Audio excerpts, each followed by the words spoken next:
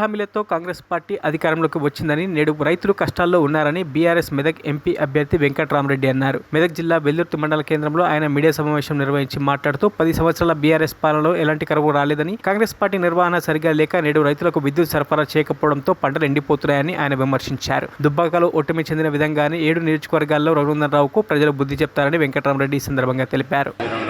జరిగింది వాళ్ళ పార్టీ అధ్యక్షులు కార్యాచరణ హామీలు దొంగ హామీలు ఇచ్చి గ్యారంటీలు ఇచ్చి ఇవి కూడా చేయకుండా ప్రజలను ఇబ్బంది పాలు చేసి రైతులకు ఇవాళ చాలా ఇష్టమైన పరిస్థితిలో ఉన్నారు. రైతుల పొలాలు ఎండిపోతున్నాయి, విద్యుత్ కరెంటు కట్ అవుతూ ఉంది. సో ఇవాళ తెలంగాణను శరవేగంగా సంక్షేమం అభివృద్ధి చేసిన తర్వాత ఇన్ని పద్ధతిలో ఉన్న కరెంటును విద్యుత్తుని నిర్వహణ చేసుకుని ఇవాళ మనకు ప్రాబ్లమ్స్ అవుతూ ఉన్నాయి తప్పితే అంత కేసీఆర్ గారు ఉన్నప్పుడు రైతులు బాగుంటారు, పంటలు ఎండిపోవు. మరి ఇవాళ ఎన్ని సమస్యలు వచ్చినాయి. అందుకొరకు ప్రజలు సంపూర్ణంగా ఇవాళ బీఆర్ఎస్ పార్టీకి మద్దతు ఇస్తూ ఉన్నారు, ఘన విజయం సాధిస్తూ ఉన్నారు. ఓట్ల తేడాతో గెలిచారు. 54,000 ఓట్లతో దుబ్బాకలో ఓడిపోయారు.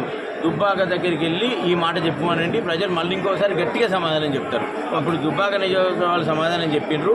ఇప్పుడు 7 నియోజకవర్గాల నుంచి కూడా జరిగిందో ఈ 7 నియోజకవర్గాలను కూడా అదేవిధంగా పరాజయించిపోతూ ఉన్నా వారు టెన్షన్లో ఉండి భయభ్రాంతులకు గురైన చేసి వారి నేపథ్యం అదే.